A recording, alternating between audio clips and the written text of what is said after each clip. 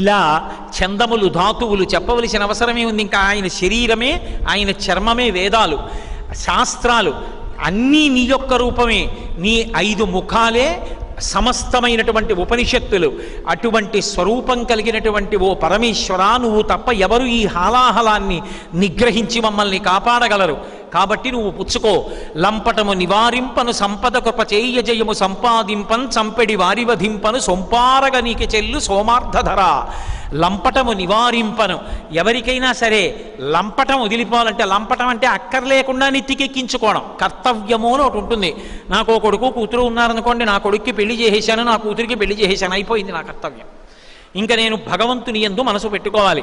అలా కాకుండా ఇంకా నా మనవడు, నా మునిమనవడు, వాళ్ళకు కూడా చదువు, వాళ్ళకు కూడా డబ్బు అక్కర్లేకుండా పిచ్చపట్టి తిరిగాననుకోండి, నీటి అడుగు నుంచి మొసలొస్తుంది.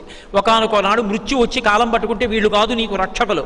నువ్వు చెప్పకుండా వదిలిపెట్టేసుకున్నావే కాలం, భగవన్నామని చెప్పకుండా, అది దుర్వినియోగం అయిపోయింది, నీకు రక్షకులు ఉండరు.